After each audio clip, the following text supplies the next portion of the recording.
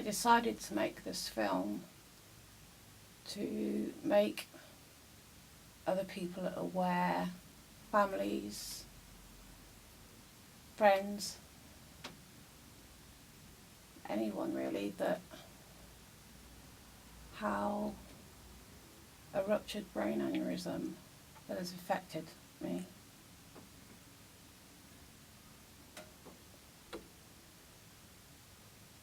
I'll do that again.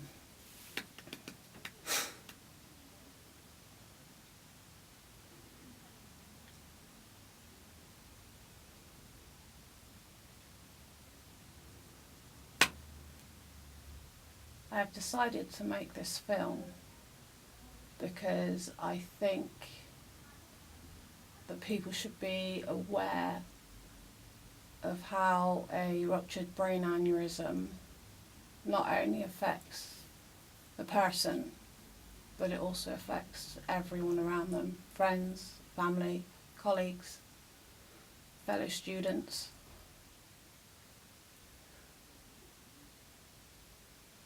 January the 8th, 2014 started out like any other day for me. When I helped my mum with the horses, even spoke to her halfway through the morning to say that, you know, she phoned me to tell me about her hospital appointment. Everything was fine there. I had my morning lecture. And then it was lunchtime, and we had quite a late lunch that day. Decided to grab a cup of coffee and go out for our usual cigarette. And I was having a normal conversation. In fact, the conversation was about giving up smoking. And that's when it happened.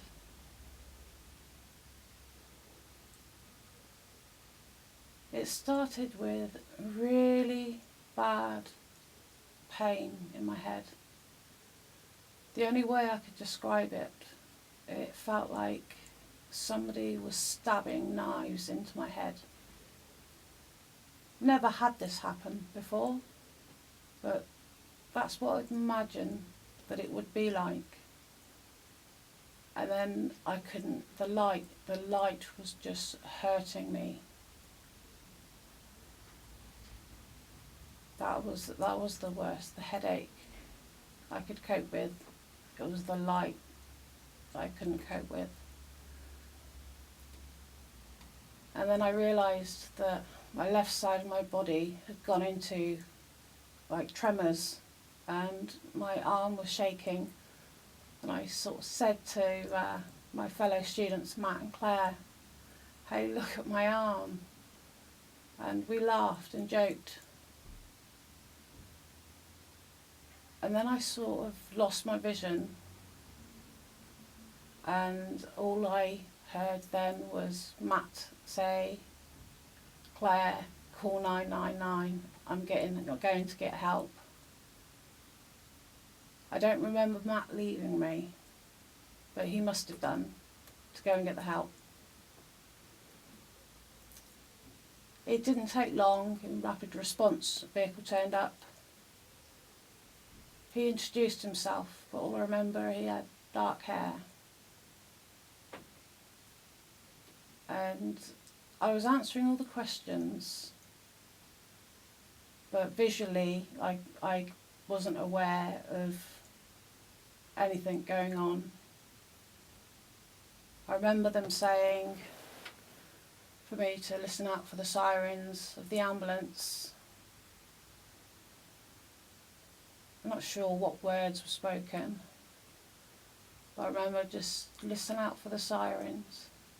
I heard the sirens, and that was the last thing that I remember before laying in a bed and my mum crying, standing next to me. I remember saying to her, "Don't cry, Mum, I'm going to be fine."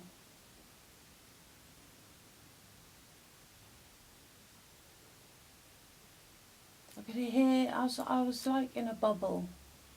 I could hear people talking around me, but I wasn't, it didn't feel like they were near.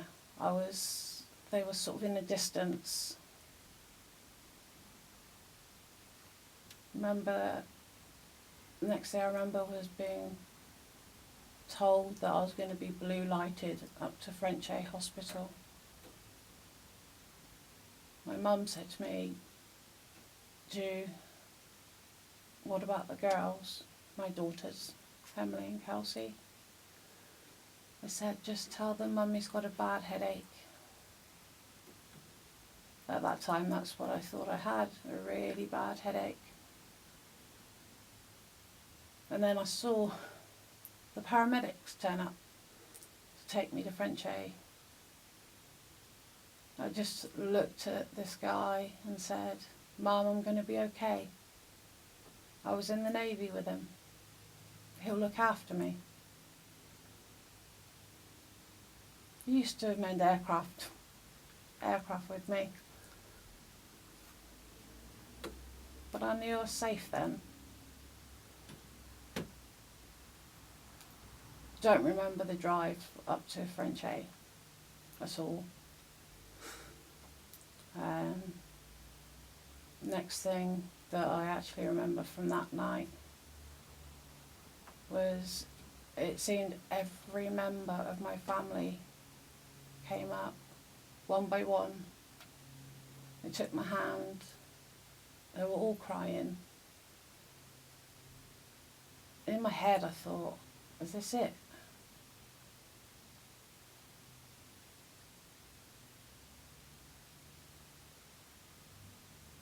Am I going to die?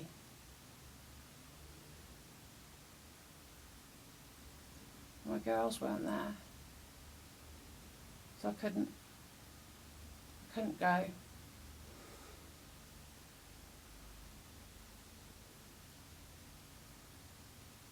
remember telling everyone that I was going to be okay.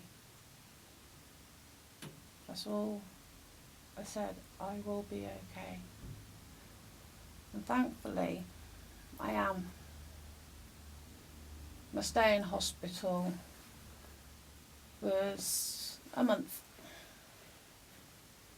They found that I had another aneurysm,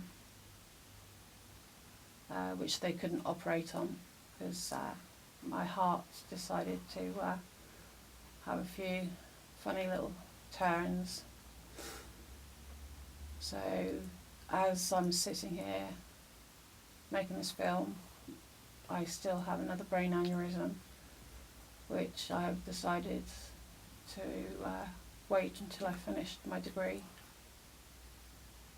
before I have it operated on.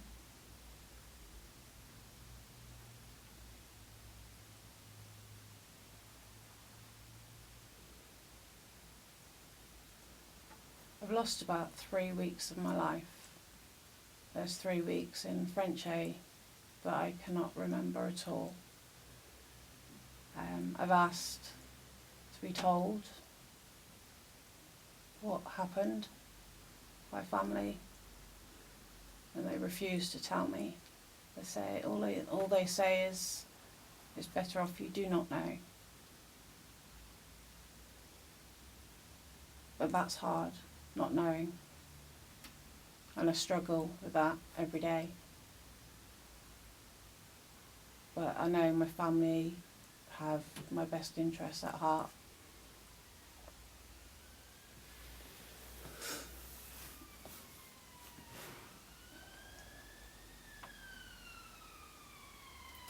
The hardest part for me is not remembering my children coming to see me.